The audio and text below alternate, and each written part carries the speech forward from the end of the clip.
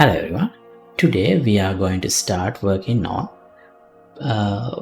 ranged attacks. So here, if I go to this aim section, we can freely aim, and if I press RT, I can shoot projectiles, the ranged attacks. So right now I still haven't implemented shooting animation or a proper projectile. It's just a sphere. It's just we can shoot projectile and characters do some reaction, and it does damage as well. So this is the first step. So we will be improving the system in upcoming episodes, but as of the end of this episode, this is all we are going to have. So yeah, let's see how to implement this today. Right, so before we get started, let me remind you that this is the full playlist of this project. Everything is implemented from scratch and explained. You can follow these episodes and implement everything by yourself too. And also, if you choose to become a member of my Patreon page, you can access the project files of this project, and to the date there are over 2000 videos. For each video, project files are available. I have covered many different projects in Unreal Engine over more than 8 years I think now. So everything is still available for you to download and learn and use in your project. So feel free to check it out. I'll leave links to everything in the description. Right, now let's get started with today's episode.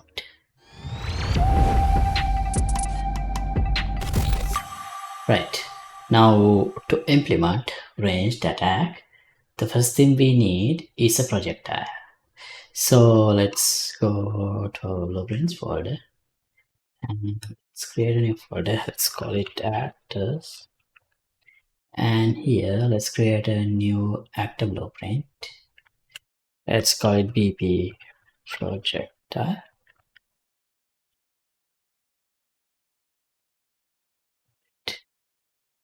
Now this is the object that is going to emit from the attacker and going to hit the target like a bullet. So for the ranged attack.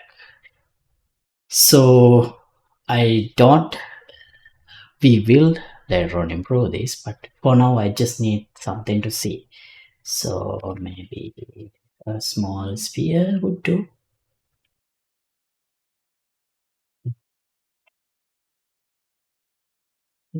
Just this color, whatever it is, it doesn't matter. We are going to change everything, just something visual. That's all I need for now. And here, from the moment it is spawned in the world, it should move in the forward direction. So let's add a variable moving. Actually, yeah, moving should be fine. So I'll set it to true by default. And here, as long as we are moving, what I'm going to do is add actor offset, add actor world offset. So the direction is, the delta location is get actor forward vector, multiply this by some value. Let's say this to float, mode to variable, check speed. This wouldn't necessarily translate to some unit like meters per second or anything. It's just a multiplier. I'll use something like 1000, and that's not enough. We need to multiply this with the delta seconds to make the speed constant across different speeds processors. So frame rate independent, to make it frame rate independent. And maybe I'll enable this sweep, because if it hits something, we need to trigger an event. So here I'll set these two overlapper dynamics. Right, that's all I need for now. Now let's create a gameplay ability to spawn this projectile. Before that, let me just place a projectile here so that we can see how it moves. Paste that way. It's going out there, see? There. Place it in a place like this so we can see. Okay, the projectile is moving. Okay, we don't need it anymore. Now I have already worked on the UI component for this. So if you don't remember, let me show that too. Here.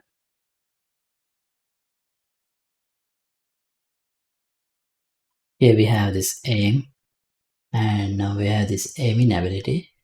Then we should be able to shoot. Okay.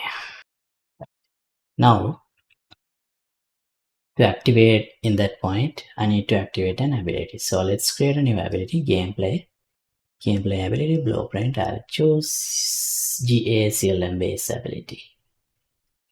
And let's call it GA ranged attack. That's it, tag, ability, combat,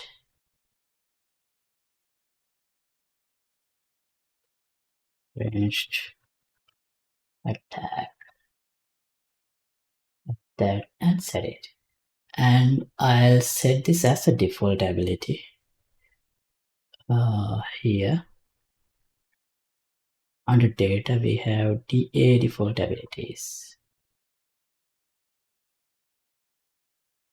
Data.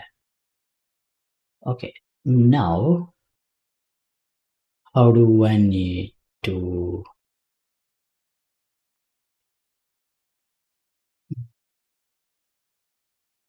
right? So obviously we need to spawn the projectile, and also we need to make sure it's facing towards the location that I'm looking through the camera, so the aiming location.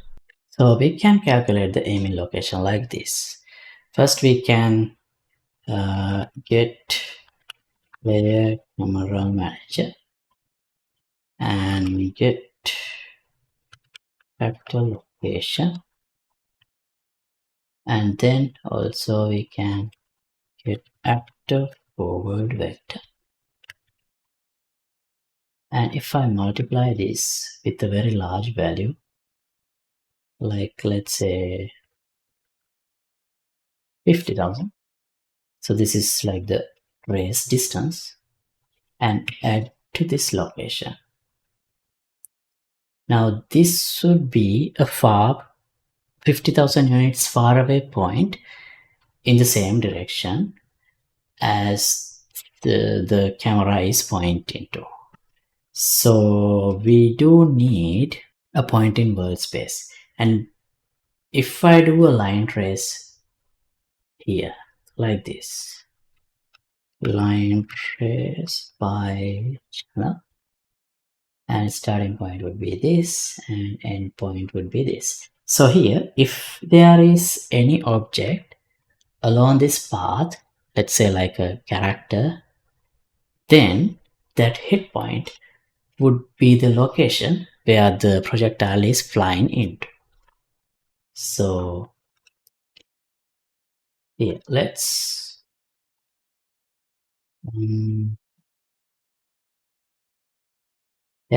collapse this to a function to make things simpler.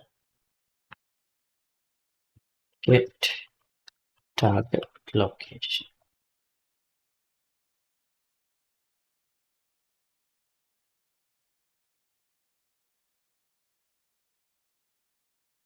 Here, if this is a hit, I'll return the hit location. right? Location.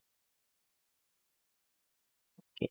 If not, I'll return whatever this location is.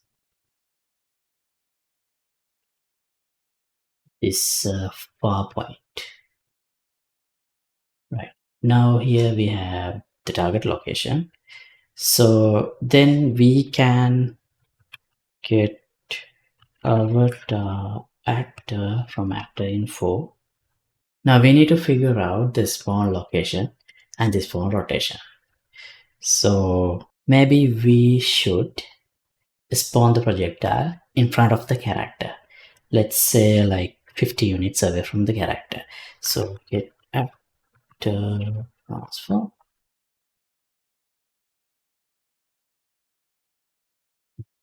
Transform. Get actor location. And then get actor forward vector. And multiply this by 50 points away from the character. That's what we need. So add these two together. So this result is 50 points away from the character, 50 units. And that is going to be the spawning point. So spawn actor from class. Here I choose projectile, PP projectile, spawn transform. I'll make it. Oh, sorry. I'll make transform. Location is this. And the rotation is from this point to look at rotation. Looking at the target.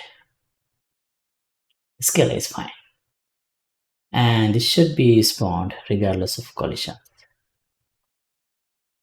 Okay, now let's see if the spawning happens.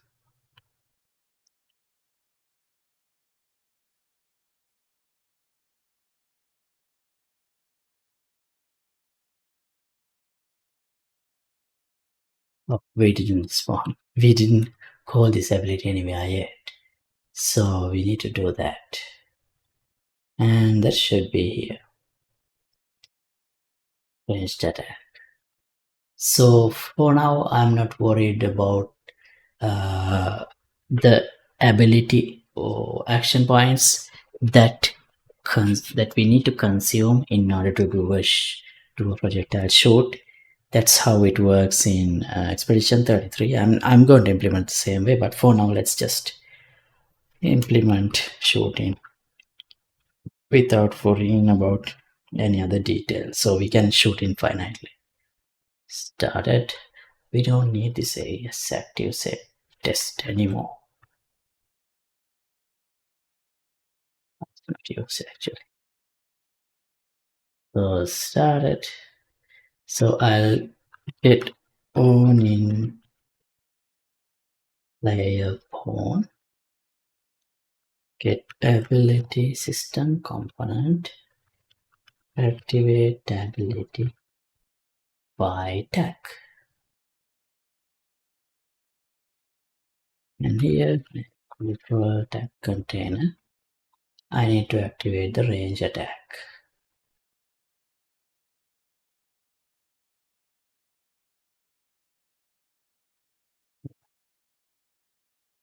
And maybe in few seconds, let's say a delay. There is 2-second delay, let's say. 3. We just need to go back automatically. Oh, actually we don't. Let's make it manually go back for now. Right, now let's see.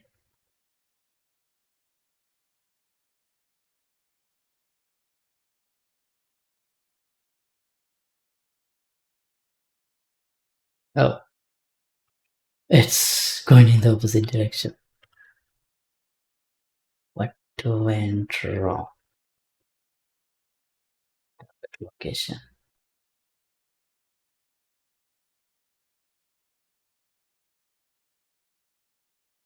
So to determine that, here in the ranged attack, no, in this ability, when we get target location, I can enable the debug type, and also we can print whatever this hit actor. So print the hit actor. Let's make it for 20 seconds. I need to enable all screen messages. Okay.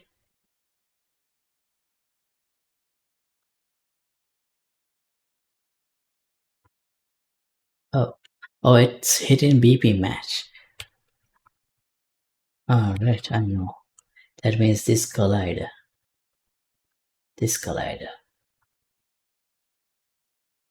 So here, this sphere. It shouldn't overlap only pawn. Let's try that. But it's also blocking to custom. Visibility. Ignore. Let's do that because I'm using the visibility channel here. Now let's see.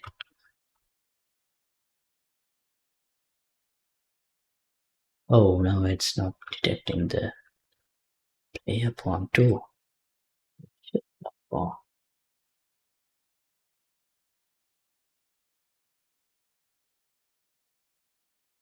Okay, let's see now. Oh, not block. It should be overlap. Overlap everything except visibility.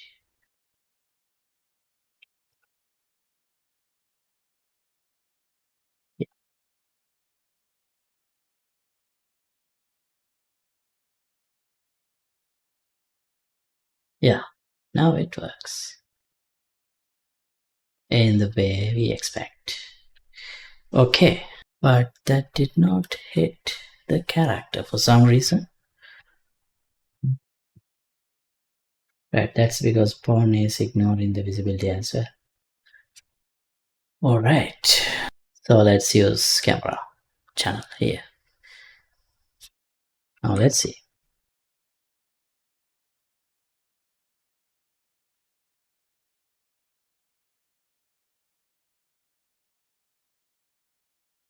And yeah, now it's working properly. Okay, now let me get rid of this raw debug type and this print. Don't fit anymore.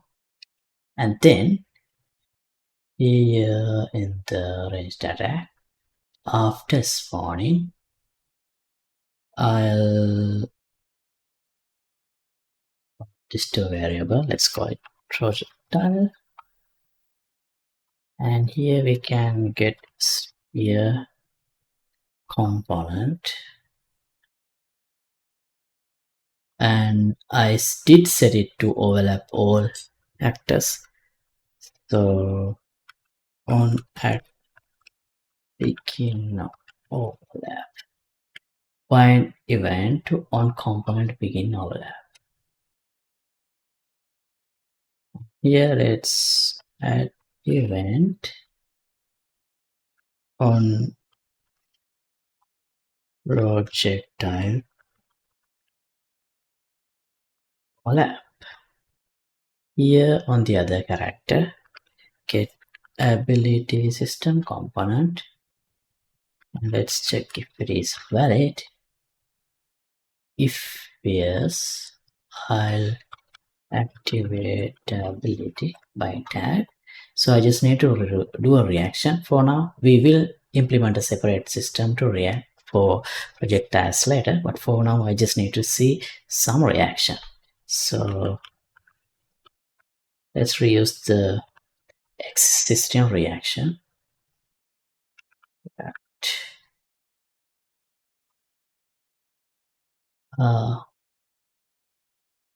Where is it? Data, default abilities, GA React. I don't think I assigned a asset tag here. No. Ability. Combat. Subtag. Let's say React.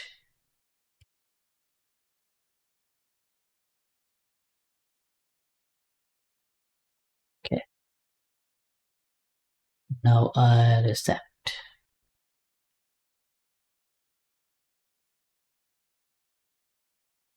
And then set lifespan of the projectile.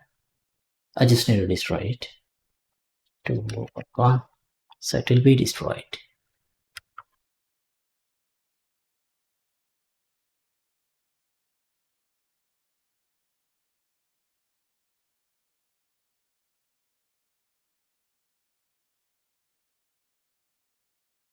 Yeah. Okay. All right. It's working. And yeah, that's all I want to cover in this episode. So yeah, as you can see, it's not consuming any action points or anything. So, and also we should not be able to infinitely shoot other characters. So there are many things that we need to work on the projectile shooting system, but we will work on them and improve the system in upcoming episodes. So thanks for watching. As always, updated project files will be available for download in the parent page. Link would be in the description below. And let me know if you have any questions in the comments. See you in the next episode. Goodbye.